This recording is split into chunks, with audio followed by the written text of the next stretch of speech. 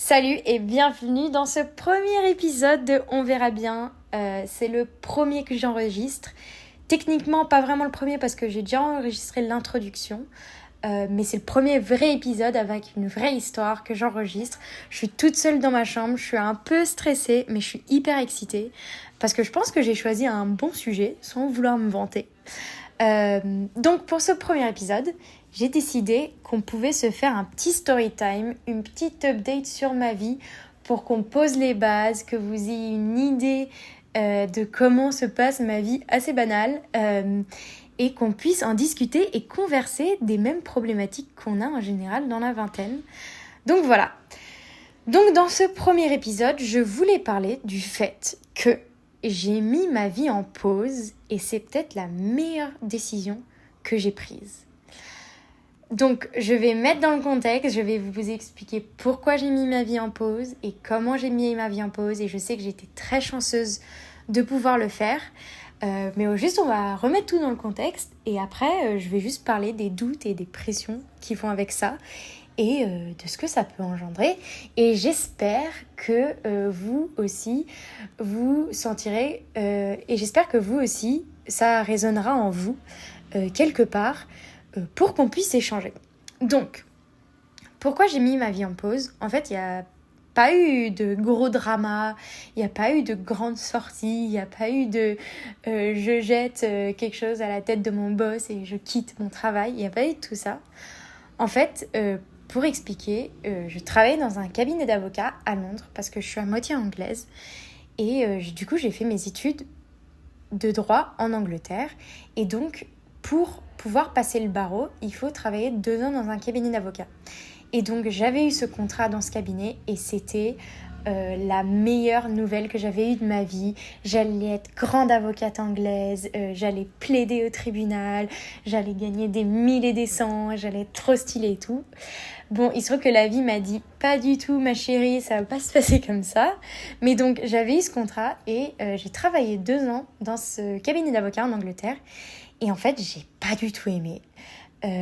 Ça ne m'a pas du tout plu. J'ai pas aimé le travail. Le travail en lui-même m'intéressait pas. J'allais au bureau, ça me tentait pas plus que ça. Mais au-delà de ça, j'avais vachement d'angoisse. En fait, j'ai commencé à être quelqu'un de très angoissé pendant ce travail. J'avais des boules au ventre. Je commençais à pleurer pour tout et pour rien. J'étais stressée constamment, j'étais pas présente, j'étais pas bien dans mon corps, j'avais des envies de vomir tout le temps. Enfin bon bref, ça allait pas du tout. J'étais pas présente pour mes proches parce que j'étais pas présente pour moi-même. Du coup, je les écoutais pas. Du coup, ça allait pas bien dans mes relations. Ça allait pas bien dans ma vie. Il pleuvait tout le temps parce que c'était l'Angleterre.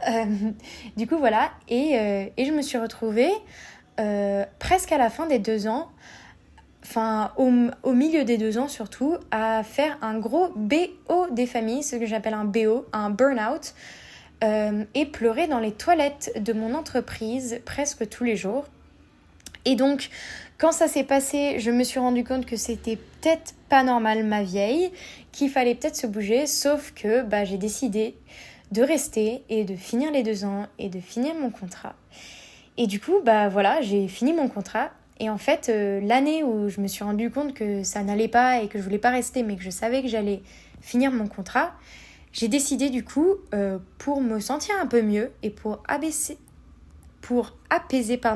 quelques angoisses que j'avais, de mettre l'argent de côté en me disant que je pouvais faire quelque chose avec cet argent après mon travail parce que je savais que physiquement et mentalement j'allais pas pouvoir continuer ce travail, mais au moins d'avoir une sécurité, de pouvoir faire quelque chose après, ne serait-ce que de rien faire et juste prendre un peu de temps, ne serait-ce justement que quelques mois pour réfléchir et pour un peu savoir ce que j'allais faire dans la vie, quoi, parce qu'à 25 ans, il serait temps, comme dirait la société, de trouver ce que l'on veut faire.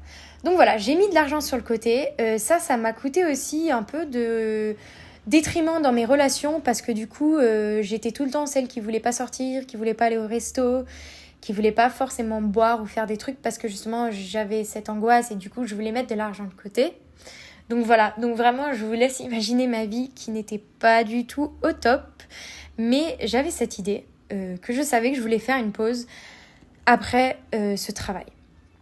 Et donc, au bout des 2 ans, enfin un peu avant les 2 ans, 3 mois avant que les 2 ans se finissent, je me suis dit, écoute Cléa, tu vas aller voyager parce que quitte à rien faire, autant rien faire au soleil. Et du coup, je me suis dit que j'allais aller voyager avec l'argent que j'ai mis de côté. Je sais que j'étais très chanceuse d'avoir pu mettre pas mal d'argent de côté, d'avoir pu rendre mon appart, de ne pas être en train de payer un loyer, d'avoir pu rendre mon contrat, enfin de plus avoir de contrat, de pas avoir de pas avoir de... Comment on dit ? De pas avoir de... Comment on dit ? Comment on dit quand on a une... Ah oui, de pas avoir de dette, enfin pas assez conséquente pour que ça impacte ma pause. Et du coup, en décembre, alors que je devais finir en mars, j'ai décidé de prendre un billet d'avion pour aller en Asie. Je sais que c'est très cliché, qu'il y a beaucoup de gens qui font ça, mais je me suis dit que j'allais faire une pause pour apaiser mon corps, apaiser mes angoisses et m'apaiser tout court parce que j'étais pas du tout apaisée en fait. Et du coup, j'ai décidé de prendre un avion pour l'Asie, pour voyager. La base du voyage, ça devait être le voyage à la base, il devait être court terme entre guillemets, c'est-à-dire une question de moi, le temps que je me repose, que je bronze un peu, que je me requinque et que je repars toute pimpante en Europe, en France surtout, pour reprendre un travail dans un bureau. Et en fait, pas du tout. La vie a encore dit non. Je me suis rendu compte que je pouvais travailler un peu, je donnais un peu des cours d'anglais pendant le voyage, que j'avais encore un peu d'argent de côté et que en fait le voyage coûte vraiment pas si cher quand on fait des efforts. Et du coup, je me suis rendu compte que je pouvais voyager plus. Et surtout, comme je ne savais pas pourquoi j'allais rentrer, je me suis surtout dit autant ne pas savoir ce qu'on veut faire au soleil plutôt que ne pas savoir ce qu'on veut faire sous la pluie. Et donc c'est pour ça que j'ai rallongé mon voyage et maintenant ça fait 9 mois que je voyage. J'ai fait l'Asie, je fais l'Amérique du Sud en ce moment. Mon voyage cependant est bientôt fini, je vous rassure. Mais du coup, le voyage était plus long que prévu et la pause était beaucoup plus longue que prévu. Et je me rends compte que je suis dans une position très chanceuse malgré le fait que je n'ai pas pu toucher le chômage parce que ça n'existe pas en Angleterre et que de toute façon partir voyager aussi longtemps sous le chômage, avec le chômage, c'est pas trop possible. Mais du coup voilà, ma pause consistait à voyager. J'aime pas trop dire que c'est une pause de vie parce que ma vie a continué. En soi, j'ai pas mis ma vie en pause en tant que telle. C'est juste que j'ai un peu posé la routine du travail, d'avoir un appart, de payer les impôts, etc. J'ai juste posé ça et je suis partie faire autre chose. J'ai pas arrêté de vivre, je vous rassure. Juste, je vis autre part, en voyageant. Et je travaille un peu moi aussi et je fais plein de trucs. Trop cool. Donc voilà, je pensais que ça serait cool de vous expliquer un peu, maintenant que j'ai posé les bases, ce que j'ai appris de cette pause, ce que je suis en train d'apprendre et les doutes que j'ai eus, les problèmes que j'ai eus et juste faire un topo parce que je pense que malgré le fait que je sois à l'autre bout du monde, ça peut résonner avec pas mal d'entre vous parce que les problématiques restent les mêmes, je trouve, dans notre vingtaine. Donc voilà, j'ai eu, comme j'ai dit, vachement de doutes pendant ce voyage. C'est pas parce qu'on est au soleil et qu'on est loin que tout va bien, même si il y en a qui veulent que ce soit le cas. Certes, la vie est plus facile, je vous l'accorde, mais les doutes restent les mêmes, les angoisses restent les mêmes et il faut travailler sur soi pour ne plus les avoir.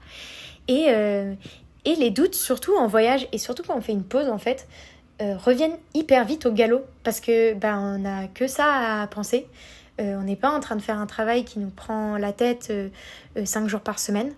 On est en train de voyager et c'est incroyable, mais c'est vrai que on a beaucoup de doutes qui peuvent revenir et c'est ce qui m'est arrivé.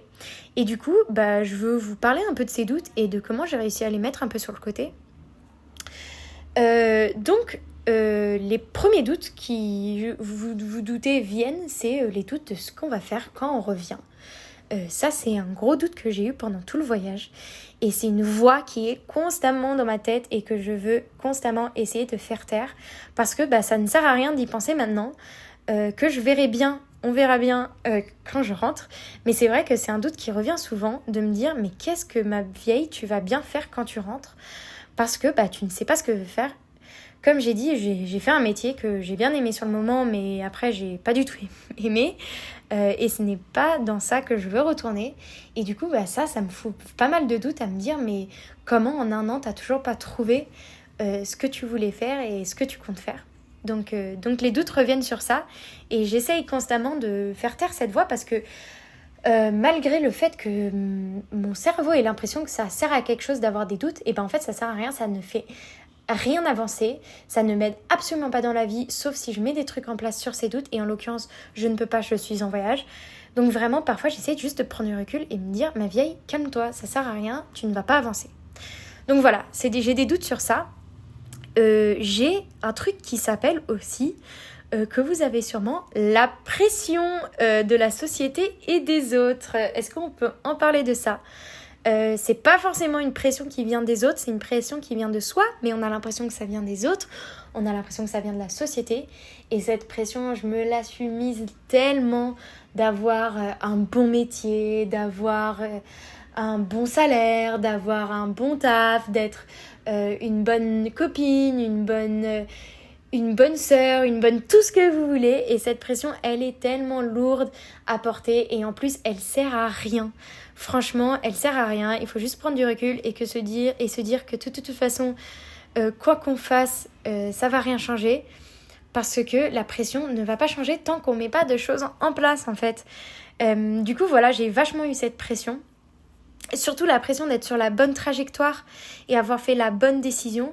Et j'ai en ce moment la pression de me dire mais ma pause est trop longue, quand je vais rentrer les gens m'auront oublié ou mon CV sera pas aussi bon, enfin j'ai la pression de rentrer et de me dire mais continue la vie que t'avais avant sans faire de pause. Et cette pression j'essaie de me l'enlever parce que de toute façon ça sert à rien, je ne vais pas profiter du moment présent et c'est pas pour autant que je vais forcément rentrer tout de suite. Donc j'essaye de la mettre sur le côté mais c'est très dur.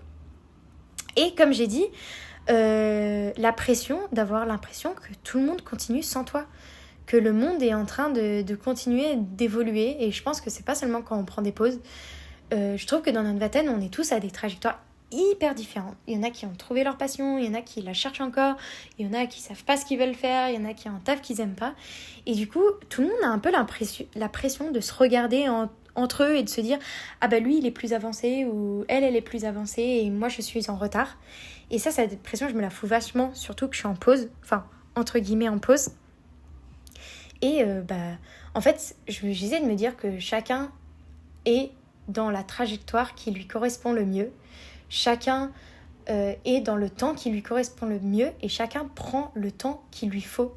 Et en fait le temps que toi il te faut, c'est pas forcément le temps que quelqu'un d'autre il lui faut, ou le travail que quelqu'un d'autre qui a l'air trop stylé qu'il a, c'est pas forcément le travail qui correspond. Et je pense que la vie, je sais que ça va être très cliché, mais je pense que la vie fait très bien les choses. Et je pense que si c'est pas dans le temps que toi t'avais l'intention que ça soit, c'est pas parce que et c'est pas parce que c'est pas dans tes plans ou exactement comme t'avais prévu que c'est pas bien ou que c'est pas ta trajectoire. Je pense que ça reste ta trajectoire et qu'il y a des choses super qui vont arriver. Juste, c'est dans tes propres temps, à ta propre manière et avec tes propres règles. Et donc cette pression, je me la fous parce que je me dis, tu pars trop longtemps, regarde les autres, ils sont en train de faire des trucs géniaux et j'ai des potes qui font des trucs trop bien. Mais il faut que je me dise que c'est pas ma trajectoire, que c'est pas ma vie, que c'est la leur et que la mienne, elle m'appartient. Et que c'est mes règles à moi et que je vais la faire comme bon me la semble, même si ça me stresse un peu. Voilà. Donc cette pression, je l'avais un peu. Et j'avais aussi la pression de me dire que mes proches allaient plus m'aimer parce que forcément, loin des yeux, loin du cœur, comme ils disent, les vieux, et que du coup, on allait être super loin et qu'ils allaient être en mode elle nous a oubliés, on l'oublie et puis basta. Je vous rassure, c'est pas le cas, mais c'est vrai que j'ai souvent cette pression et j'ai aussi la pression de rater des gros événements. Et ça, vraiment, par contre, je pense que c'est un truc que je regrette. C'est vraiment juste de rater les gros événements de mes proches et de pas être là pour eux. Mais bon, de toute façon, je peux rien y faire.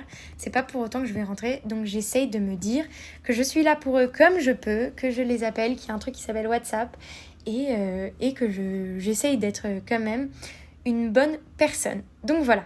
Donc je vous ai résumé toutes les pressions que j'avais. Ça en fait beaucoup. C'est...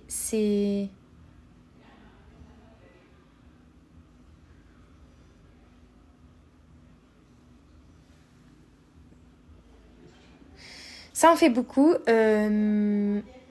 C'est juste... voilà. Donc ça en fait beaucoup et voilà. Maintenant, je pense que ça serait cool de parler du coup de ce que j'ai appris de ma pause et de tout le positif que j'ai tiré du voyage, parce qu'il y en a tellement plus que de négatifs, même si je viens de parler un peu du négatif et des questions et tout, mais il y a tellement plus de positifs que j'ai tiré du voyage. Et j'aimerais juste en parler parce que je trouve que c'est hyper important. Et aussi peut-être de vous motiver à, pas forcément aller voyager parce que je sais que ça peut être un peu compliqué et tout, mais juste faire une pause. Donc voilà, donc le premier truc que j'ai appris, c'est surtout écouter mon corps. En fait, je me suis rendu compte que pendant mon travail, quand j'étais dans mon cabinet d'avocat, j'écoutais pas mon corps. Mon corps était en train de me dire qu'il aimait pas, qu'il était pas heureux, il avait une boule au ventre, il était en train de vomir, enfin vraiment il rejetait ce que je faisais, mais je ne l'écoutais pas. J'étais en mode non, je veux être avocate, c'est ma destinée, c'est ma vie. Et ben pas du tout, ma vieille, comme j'ai dit. J'ai appris pendant ce voyage à écouter mon corps, et même pour des trucs débiles. C'est-à-dire si je me lève un matin et que j'ai un peu les yeux enflés et que je suis un peu fatiguée, et ben je vais rester au lit parce que mon corps me dit qu'il est un peu fatigué. Ou si je me sens un peu stressée parce qu'il s'est passé quelque chose la veille ou que j'ai eu une mauvaise nouvelle, et ben je vais écouter mon corps qui est stressé et faire en sorte que j'aille mieux, c'est-à-dire faire du yoga ou du pilates ou du sport ou me reposer ou lire ou j'en sais rien. Mais en tout cas, je vais l'écouter. Je ne vais pas juste continuer ma vie comme si de rien n'était. Donc voilà, j'écoutais mon corps, ce qui vient avec mon corps vient bien évidemment mon mental, j'écoute mon mental, c'est-à-dire tout ce que je veux faire je le fais, tout ce que je veux pas faire je le fais pas, et je donne pas d'excuses et je dis juste non aux gens. Voilà, j'ai appris aussi à prendre du recul sur ce qui allait pas, ça vient un peu avec écouter son corps, mais en fait... prendre du recul sur ce qu'on n'aime pas faire en fait. Je sais qu'il y a plein de choses qu'on n'aime pas faire, qu'on est obligé de faire. Je pense notamment aux impôts ou à de l'administration ou des trucs chiants comme ça. Et ouais, je suis désolée, mais je pense qu'on est un peu obligé de les faire. Et moi, la première, je déteste les faire. Mais je parle de choses plus plus globales, de choses générales qu'on n'aime pas faire et qu'on peut se débarrasser. C'est-à-dire d'amitiés qui sont pas faites pour nous ou...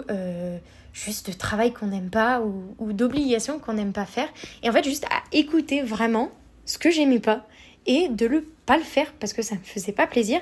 Et comme on disait avant, YOLO, on n'a qu'une vie. Et du coup, je vais pas faire des choses que j'aime pas pendant cette seule vie. Voilà. Qu'est-ce que j'ai appris d'autre ? J'ai appris beaucoup de choses sur ma famille et mes amis. Comme je disais avant, j'avais un peu le FOMO. Comme disent les Anglais, c'est le fear of missing out. C'est la peur de manquer et de manquer des événements, de manquer à mes proches, enfin qui m'oublient en fait et qui m'aiment plus. Et en fait, il s'est passé complètement l'inverse. C'est-à-dire que depuis ma pause, je me sens tellement mieux avec moi-même et tellement mieux dans mon corps et tellement plus présente que du coup, ma relation avec mes proches, j'ai l'impression, s'est vachement améliorée. Elle n'a jamais été aussi bonne.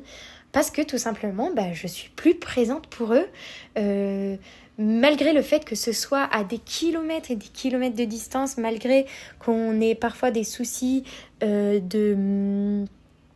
Comment ça se dit malgré qu'on ait des soucis de... Malgré qu'on ait des soucis de changement d'horaire, et que je sois à l'autre bout du monde, notre relation n'a jamais été aussi bonne parce que j'ai l'impression d'être présente, parce que je suis à l'écoute, parce qu'ils sont à l'écoute aussi de moi et qu'on a développé une relation, malgré le fait que ce soit une relation WhatsApp, tellement plus forte. Je pense notamment à mon frère avec qui juste on s'écoute plus et on s'entend plus et on est hyper heureux de savoir au téléphone. Du coup voilà, ça m'a appris que malgré le fait qu'on est loin, on peut avoir des meilleures relations si on se sent mieux. Et certes, c'est mieux d'être proche, parce que je sais que j'ai trop hâte d'être proche d'eux et de les revoir, mais c'est toujours bien de savoir que si on est bien dans notre corps, notre relation avec nos proches sera beaucoup mieux. Donc voilà, j'ai appris ça. J'ai appris aussi un truc hyper important. J'ai fait une découverte scientifique, vous n'allez pas en croire vos oreilles. J'ai appris que les gens s'en battent les steaks de nous. C'est-à-dire que t'as beau te foutre la pression et te dire cette personne va penser ça de moi, cette personne va penser ci de moi, machin et truc. Les gens s'en foutent en fait, les gens pensent surtout à eux et à leur vie et ils ont bien raison, mais ils ne pensent pas forcément à ce que tu es en train de faire dans ta vie de tous les jours, à si t'as pas eu ta promotion, à si t'es parti 2 mois ou si t'es parti 4 ans, à si t'as pas de petit copain ou si t'en as un ou si ça se passe pas bien dans ta relation. Enfin, ils s'en foutent, ils pensent qu'à leur vie, ils sont un peu égoïstes tout comme nous on peut l'être et du coup voilà, faut pas se foutre la pression parce que les gens s'en foutent. Tes proches, ils t'aiment et ils veulent savoir ce qui se passe dans ta vie, mais en général, ils vont pas juger et ils s'en foutent. Donc voilà. J'ai appris ça sur moi. J'ai appris aussi que je pouvais voyager n'importe où, même si je parlais pas la langue, et que le voyage n'était pas si dangereux et faisait pas si peur que ça. Et du coup, ça m'a permis aussi d'apprendre un peu prendre la vie moins au sérieux. Juste à me dire qu'il fallait pas tout organiser, avoir l'hôtel prévu, avoir le bus prévu, l'avion prévu, les activités prévues, parce que justement, il pouvait y avoir des imprévus. Et que du coup, des obstacles pouvaient entraver mon chemin et mon voyage, et que du coup, il fallait rebondir sur ça. Et donc, il faut juste prendre la vie comme elle vient et pas forcément tout organiser. Et j'ai appris ça pendant le voyage et j'ai appris de prendre des décisions sur le moment en fait. Pas forcément les prendre en avance parce que ça va pas m'avancer et ça va pas me rassurer. Et ça va juste être plus facile de faire en fonction du moment. Donc voilà, j'ai appris ça. Et donc ça, c'est tout ce que j'ai appris sur moi. Et j'aimerais bien aussi vous parler de ce que j'ai appris sur le monde, même si mes idées ne sont pas forcément révolutionnaires, mais juste ce que moi j'ai appris sur le monde et sur les humains. C'est pas forcément positif, je vous apprends pas grand chose, mais sur le monde, ça m'a un peu déprimée. J'ai appris que, enfin j'ai pas appris, je le savais, mais je me suis rendu compte que vraiment on était en train de le détruire, et surtout en Asie. Comme je vous l'ai dit, je vous apprends pas grand chose, mais il y a du plastique partout, on est en train de polluer notre planète. Et ça m'a un peu mis un coup au moral, surtout quand on est en train de voyager et qu'on se rend compte de la beauté du monde, et même quand on voyage pas, on se rend compte de la beauté de nos pays et de tout ce que la planète peut nous apporter, mais on est en train de la détruire. Et donc ça, vraiment, ça m'a foutu un coup au moral. Donc ça n'a pas été un super apprentissage, même si je l'avais appris et je le savais. Mais vraiment de voir qu'on est en train de détruire les littoraux, de voir que nos plages et nos mers sont remplies de plastique, de voir que les coraux sont en train de mourir. Enfin ça vraiment c'est triste. Voilà, mais j'ai appris quelque chose de super positif qui m'a mis un baume au cœur vraiment. J'ai appris que les gens dans la vie, dans le monde, si on sort, ne sont pas si méchants que ça peut le paraître. Je sais que les réseaux et que les informations nous montrent souvent l'inverse, et que je sais qu'il y a des gens qui sont pas bien dans ce monde, et il y a des mauvaises personnes qui ont des mauvaises intentions. Mais en règle générale, j'ai quand même remarqué que les gens sont gentils et qui sont là pour t'aider et qui sont là pour avoir des discussions et qui sont là aussi, eux, pour vivre le plus simplement possible et avoir une belle vie aussi et avoir des interactions fun et intéressantes. Et du coup, j'ai appris que les humains et surtout les hommes ne sont pas si méchants que ça. Faut juste y mettre un sourire et une bonne volonté, et je pense que les autres aussi, c'est leur première fois comme nous à apprendre à vivre. Ils le font pour la première fois aussi, et ils veulent avoir une bonne expérience, mettre 5 sur 5 sur TripAdvisor sur la vie, et du coup ils sont assez sympas. Donc voilà, ça m'a vraiment fait un baume au cœur, parce que je me dis, quand on prend l'humanité en général, j'ai pas l'impression que ce soit une race très gentille. Mais si on prend les humains personnellement, je pense que ce sont des gens qui essaient juste de s'en sortir et de vivre. Donc voilà. Donc comme vous pouvez voir, j'ai appris plein de trucs. J'ai eu plein de questions auxquelles je n'ai pas forcément eu la réponse. Je rentre bientôt. J'espère que j'aurai plus de réponses d'ici là. Mais même si j'en ai pas, c'est pas grave. En tout cas, je vous tiendrai au courant. Je sais que j'ai eu vachement de chance de pouvoir prendre une pause aussi longue et surtout de pouvoir prendre une pause aussi enrichissante et dépaysante que je l'ai prise. Mais je pense sincèrement qu'elle n'a pas besoin d'être aussi longue et elle n'a pas besoin d'être aussi impressionnante que la pause que j'ai prise. Que t'as pas besoin de partir à l'autre bout du monde. Moi, c'est ce qui me faisait vibrer. Mais que ça peut juste être se balader dans un parc ou faire une journée sans téléphone ou une semaine sans obligation ou je sais pas, juste un moment pour souffler et juste prendre du recul sur ce qui va et ce qui va pas et peut-être faire des notes et dégager tout ce qui va pas parce que comme j'ai dit, YOLO et que ça serait con de vivre une vie qu'on n'aime pas. Donc voilà, je pense que c'est cool aussi de se dire qu'on peut prendre des pauses et que ça ne va pas forcément entacher notre métier ou entacher notre vie et que justement, il faut le prendre comme du positif et se dire que ça ne va que la rendre meilleure et que y mettre une intention. Donc voilà, j'espère que vous avez aimé ce premier épisode. C'est vraiment un peu un épisode test. C'est surtout sur ma vie et je sais que le voyage en lui-même va pas forcément résonner avec beaucoup d'entre vous, mais en tout cas la pause peut-être résonner avec beaucoup d'entre vous et peut-être vous donner envie à vous aussi de prendre une pause, même si ça fait hyper peur. C'est franchement hyper anxiogène de se dire qu'on va prendre une pause, mais c'est que pour le mieux parce que tu ne fais que te concentrer sur toi-même. Donc voilà, je rentre bientôt. Donc je vous dirai si vraiment ça valait la peine. En tout cas, le voyage, ça a été une expérience incroyable qui n'est pas finie.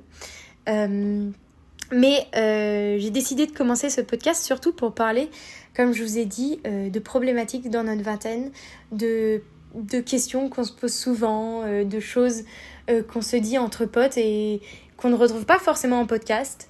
Donc voilà, c'est juste pour papoter, parler. Dites-moi si vous avez des idées de thèmes que vous voulez aborder. Je parle de tout et de rien, vraiment, ça peut être de la pluie et du beau temps. Du coup, j'espère que ça vous a plu. Et n'hésitez pas à suivre ma page Instagram, j'ai mis la description en bio. Et à écouter les prochains podcasts. Je vous fais des bisous.